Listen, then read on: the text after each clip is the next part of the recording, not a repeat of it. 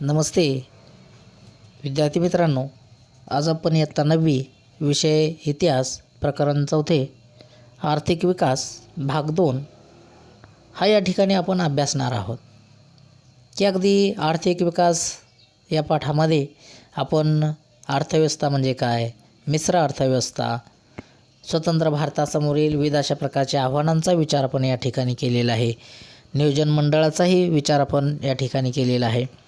पंचवार्षिक विविध अशा प्रकारच्या जे काही योजना आहेत की या योजनांचे उद्दिष्ट, अशा उद्दिष्टांचाही अभ्यास आपण या प्रकरणामध्ये आत्तापर्यंत पहिल्या भागामध्ये आपण केलेला आहे. त्याचप्रमाणे पंचवार्षिक योजनामध्ये पहिली, दुसरी, तिसरी, चौथी आणि पाचवी अशा या 5 पंचवार्षिक अशा प्रकारच्या योजनांचा विचार आपण आत्तापर्यंत केलेला आहे. तर पहा विद्यार्थी मित्रांनो, आज आपल्याला 6वी पंचवार्षिक जी योजना आहे की अशा या योजनेचा विचार या ठिकाणी करायचा आहे.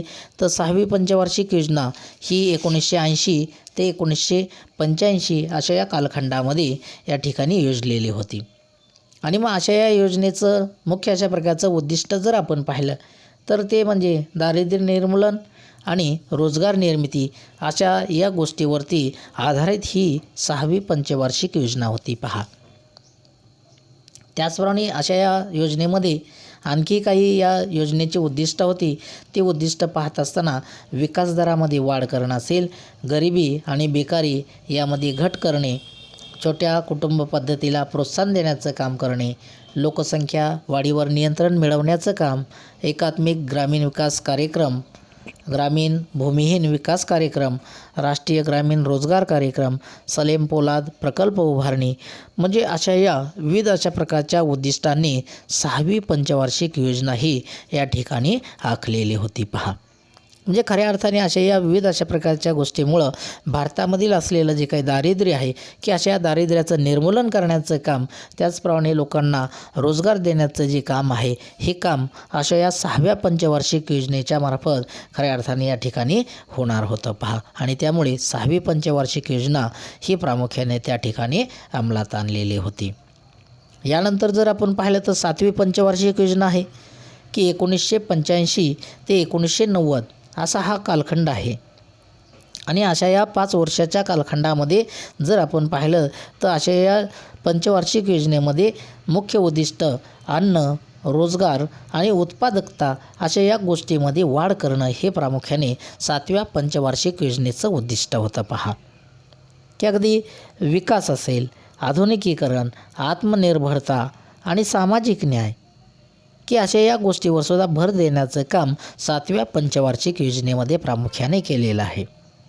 त्याचप्रमाणे उत्पादनाच्या तंत्रामध्ये विविध अशा प्रकारच्या सुधारणा करणं, राष्ट्रीय उत्पन्नामध्ये दरवर्षी 5% जी काही वाढ आहे की ही वाढ करण्याचंही उद्दिष्ट 7व्या पंचवार्षिक योजनेमध्ये होतं. पहा, त्याचप्रमाणे अन्नधान्याच्या उत्पादनामध्ये जी काही वाढ आहे की ही वाढ करण्याचंही उद्दिष्ट या योजनेमध्ये प्रामुख्याने होतं. पहा, आणि अशा या योजनेमध्ये जर आपण पाहिलं तर काही कार्यक्रम त्या ठिकाणी सुरू करण्यात आलेले होते.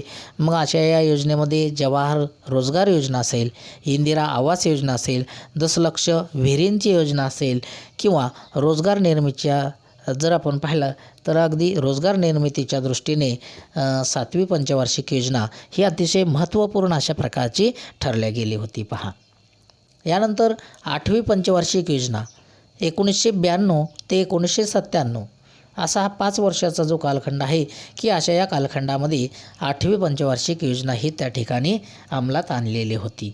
मग अशा या 8व्या पंचवार्षिक योजनेचं मुख्य अशा प्रकारचं उद्दिष्ट जर आपण पाहिलं तर ते म्हणजे खाजगी क्षेत्राला अधिक संधी देण्याचं काम, त्याचप्रमाणे उदारीकरणाचा जो काही स्वीकार आहे हा स्वीकार करणं हे 8व्या पंचवार्षिक योजनेचं मुख्य अशा प्रकारचं उद्दिष्ट होतं. पहा, आणि मग की अगदी राष्ट्रीय उत्पन्न वाढीचा दर 6.5% इतका राखणं, त्याचप्रमाणे लोकसंख्या वाढीला आळा घालणं, कुटुंब नियोजनाच्या कार्यक्रमाला उत्तेजन देणं, प्राथमिक शिक्षणाचा सार्वजनिक विस्तार करून निरक्षरतेचं उच्चाटन करण्याचं काम हे प्रामुख्याने 8व्या पंचवार्षिक योजनेमध्ये आखलेलं होतं. पहा, आणि म्हणून असे ही जी काय 8वी पंचवार्षिक योजना आहे की अशा या योजनेमध्ये काही कार्यक्रम या ठिकाणी सुरू करण्यात आलेले होते की ज्यामध्ये पंतप्रधान रोजगार योजना असेल, महिला समृद्धी योजना असेल, राष्ट्रीय सामाजिक आर्थिक सहाय्य योजना असेल, मध्यान्ह आहार योजना असेल, इंदिरा महिला योजना असेल किंवा गंगा कल्याण योजना असेल. म्हणजे अशा या विविध अशा प्रकारच्या योजनेचं काम अशा या 8व्या पंचवार्षिक योजनेमध्ये प्रामुख्याने केलेलं होतं पहा. आणि म्हणून 8व्या पंचवार्षिक योजनेमध्ये खाजगी क्षेत्राचं जे महत्त्व होतं हे महत्त्व त्या ठिकाणी वाढलेलं होतं. 1991मध्ये स्वीकारलेल्या उदार आणि मुक्त धोरणाचं जे प्रतिबिंब आहे हे प्रतिबिंब आपल्याला या 8व्या पंचवार्षिक योजनेमध्ये प्रामुख्याने दिसून येतं आहे पहा. यानंतर 9वी पंचवार्षिक योजना 1997 ते 2002 अशा या 5 वर्षाच्या कालखंडामध्ये 9व्या पंचवार्षिक योजनेचं मुख्य अशा प्रकारचं उद्दिष्ट जर आपण पाहिलं तर ते म्हणजे कृषी आणि ग्रामीण विकास करणं पहा. म्हणजेच अगदी कृषी आणि ग्रामीण विकास या गोष्टीवरती भर या योजनेमध्ये देण्यात आलेला होता.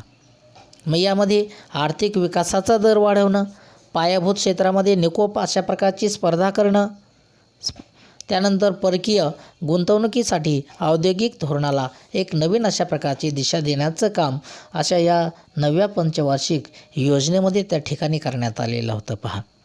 म्हणजे खऱ्या अर्थाने अशा या 9व्या पंचवार्षिक योजनेमध्ये स्वर्ण जयंती शहरी रोजगार योजना असेल, भाग्यश्री बालकल्याण योजना असेल, राजराजेश्वरी महिला कल्याण योजना असेल, स्वर्ण जयंती ग्राम स्वरोजगार योजना असेल, जवाहर ग्राम समृद्धी योजना असेल, अंत्योदय अन्न योजना असेल, प्रधानमंत्री ग्राम सडक योजना असेल. म्हणजे अशा या विविध अशा प्रकारच्या योजनांचा स्वीकार 9व्या पंचवार्षिक योजनांमध्ये केलेला होता पहा.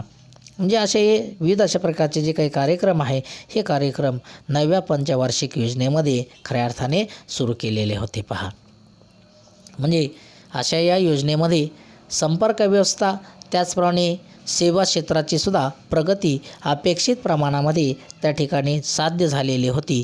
त्याचप्रमाणे बांधकाम असेल, दळणवळण हे जे क्षेत्र आहे की अशा या क्षेत्रामध्ये सुद्धा खूप चांगली अशा प्रकारची जी काही वाढ आहे ही वाढसुद्धा या 9व्या पंचवार्षिक योजनेमध्ये प्रामुख्याने झालेली होती पहा. यानंतर पहा की बँकांचं राष्ट्रीयकरण. मग बँकांचे राष्ट्रीयकरण आपण पाहत असताना की अगदी पंडित नेहरू आणि लालबहादूर शास्त्री की अशा या प्रधानमंत्र्यांच्या काळामध्ये भारतातील बँकिंग व्यवसाय खाजगी क्षेत्राच्या मक्तेदारीचा व्यवसाय होता. आणि मग अशा या बँका उद्योग समूहांचे प्रतिनिधित्व करत होत्या. या बँकांचे संचालक मंडळ उद्योगांचा विकास आणि नफा वाढवण्यासाठी प्रामुख्याने कार्यरत होत्या. आणि मग या गोष्टीला छेद देण्यासाठी सरकारने 1955मध्ये इम्पिरियल बँकेचे राष्ट्रीयकरण केले आणि तिचं रूपांतर भारतीय स्टेट बँकेमध्ये केलेलं होतं. आणि मग अशा या बँकेने अतिशय अल्प अशा प्रकारच्या कालावधीमध्ये आपल्या शाखा देशभर उघडल्या आणि शासकीय विकासामध्ये एक महत्त्वाची अशा प्रकारची भूमिका बजावण्यास खऱ्या अर्थाने सुरुवात केलेली होती पहा. मग हे बँकांचं राष्ट्रीयकरण आपण कशाला म्हणतो की उत्पादन साधनावरील आणि त्यांच्या वितरणावरील खाजगी उद्योजकांची मालकी रद्द करून त्यावर शासनाची मालकी प्रस्थापित करण्याची जी प्रक्रिया होती की अशा या प्रक्रियेला राष्ट्रीयकरण असं म्हटलेलं आहे पहा.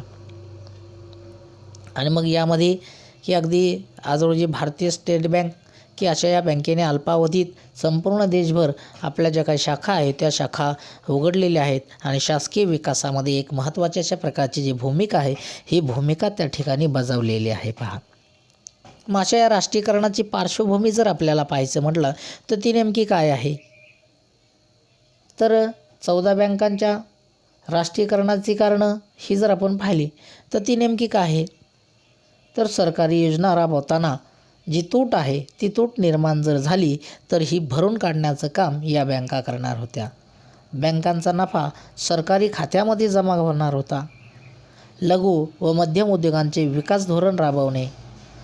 प्रधानमंत्री लालबहादूर शास्त्रीजींनी हाती घेतलेल्या हरित क्रांतीचा कार्यक्रम राबवणे. इंदिरा गांधींच्या पक्षातील समाजवादी गट आणि कम्युनिस्ट पक्ष यांच्या यांची बँकांच्या राष्ट्रीयकरणाची मागणी, म्हणजे अशा विविध अशा प्रकारच्या ज्या काही गोष्टी आहे की अशा या गोष्टीमुळं 14 बँकांचे राष्ट्रीयकरण हे त्या ठिकाणी केलेलं होतं. पहा की अगदी हे राष्ट्रीयकरण पाहत असताना हे अगदी आपण जर पाहिलं तर खूप मोठ्या प्रमाणावरती असं हे जे बँकांचं राष्ट्रीयकरण आहे की ते राष्ट्रीयकरण होत असताना की अगदी या ठिकाणी आपल्याला म्हटलं आहे की हे तुम्हाला माहीत आहे का की प्रधानमंत्री इंदिरा गांधी यांनी 19 जुलै 1969 रोजी 14 बँकांचं राष्ट्रीयकरण केलं. आणि मग यामध्ये अलाहाबाद बँक होती, bank of Baroda, bank of India, bank of Maharashtra, Canara bank, central bank of India, Dena bank, Indian bank, Indian overseas bank, Punjab national bank, syndicate bank, United bank of India, United commercial bank की ज्याला आपण UCO bank असं म्हणतो, union bank of India, म्हणजे अशा या 14 बँका आहे की अशा या 14 बँकांचा जो समावेश आहे की हा समावेश त्या ठिकाणी होता. पहा 1980मध्ये आणखी 6 ज्या बँका होत्या की अशा या बँकांचं देखील राष्ट्रीयकरण त्या ठिकाणी करण्यात आलेलं होतं. पहा की अगदी पहा की राष्ट्रीयकरण झाल्यानंतर अशा या बँकांना मिळणारा जो नफा होता की हा नफा सरकारी खात्यामध्ये जमा होणार होता. त्याच्याच जोडीला लघु असेल मध्यम उद्योगांचे विकास धोरण हे राबवणं आवश्यक होतं. पहा आणि त्यामुळं लालबहादूर शास्त्रींनी अन्नधान्य टंचाई आणि दुष्काळावर मात करण्यासाठी हरित क्रांतीचा प्रयोगही या काळी हाती घेतलेला होता. प्रधानमंत्री इंदिरा गांधी यांच्या कार्यकाळामध्ये काँग्रेस पक्षातील समाजवादी विचारांनी प्रेरित झालेले Congress forum for socialist action अशा प्रकारचा जो गट होता की या गटाने देखील व्यापारी बँकांचं राष्ट्रीयकरण करावं अशा प्रकारची मागणी केलेली होती. आणि त्यामुळं कम्युनिस्ट पक्षाचा सुद्धा अशा प्रकारच्या निर्णयाला त्या ठिकाणी पाठिंबा होता. आणि म्हणून अशा या बँकांचं जे काही राष्ट्रीयकरण आहे की हे राष्ट्रीयकरण त्या ठिकाणी करण्यात आलेलं होतं. पहा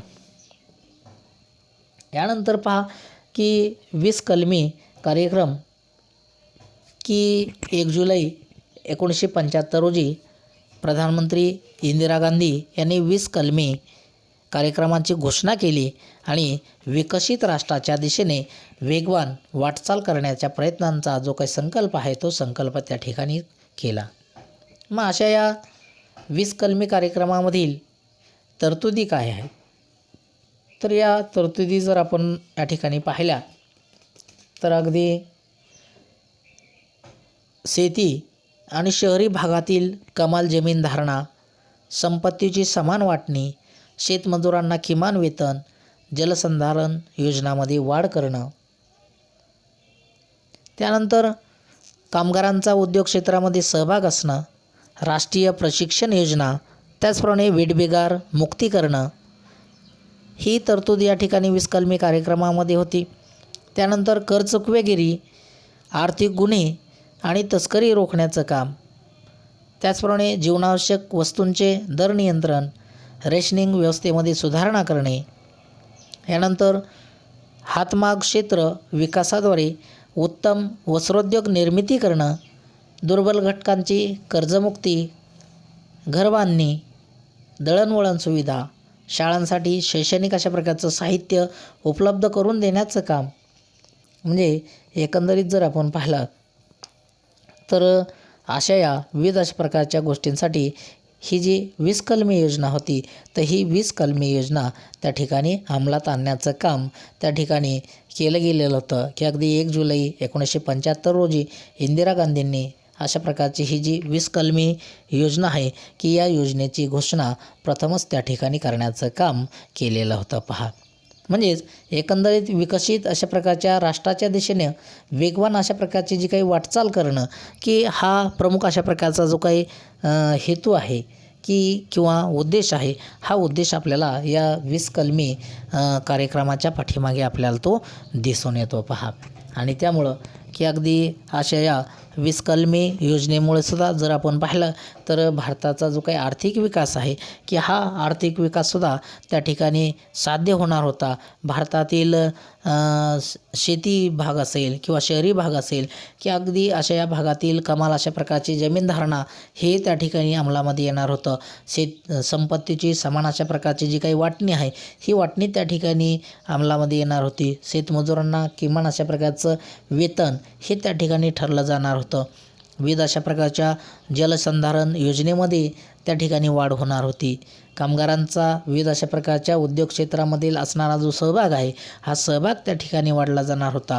राष्ट्रीय विविध अशा प्रकारचं प्रशिक्षण योजना या त्या ठिकाणी राबवल्या जाणार होत्या. पूर्वी वेठबिगार असायचे, अशा या वेठबिगारांची मुक्ती करण्याचंही उद्दिष्ट अशा या 20 कलमी कार्यक्रमामध्ये त्या ठिकाणी केले गेलेलं होतं. की अगदी विविध अशा प्रकारचे लोक कर चुकवायचे आणि अशी ही कर चुकवेगिरी ही त्या ठिकाणी थांबणार होती. विविध आर्थिक गुन्हे असतील, तस्करी हे देखील रोखण्याचं काम अशा या 20 कलमी कार्यक्रमामुळे त्या ठिकाणी होणार होतं. जीवनावश्यक अशा प्रकारच्या वस्तूंचे जे दर नियंत्रण आहे हे दर नियंत्रण त्या ठिकाणी अंमलात आणले गेलेलं होतं. रेशनिंग व्यवस्थेमध्ये जी सुधारणा आहे की ही सुधारणासुद्धा त्या ठिकाणी करण्यात आलेली होती. त्याचप्रमाणे हातमाग क्षेत्र असेल की अशा या हातमाग क्षेत्र विकासाच्याद्वारे एक उत्तम अशा प्रकारच्या वस्त्रोद्योगाची निर्मिती त्या ठिकाणी करण्यात येणार होती. दुर्बल घटकांची कर्जमुक्ती अशा या 20 कलमी योजनेच्याद्वारे करण्यात येणार होती. विविध अशा प्रकारच्या घरबांधणीसाठी सहाय्य त्या ठिकाणी देण्यात येणार होतं. मग दळणवळण सुविधा असेल किंवा शाळांसाठी शैक्षणिक अशा प्रकारचं साहित्य हे सुद्धा उपलब्ध करून देण्याचं काम अशा या 20 कलमी योजनेच्याद्वारे त्या ठिकाणी करण्यात येणार होतं. तर विद्यार्थी मित्रांनो, आज आपण या ठिकाणी थांबू. पुढील उर्वरित पाठाचा भाग आपण पुढच्या भागामध्ये पाहणार आहोत. धन्यवाद.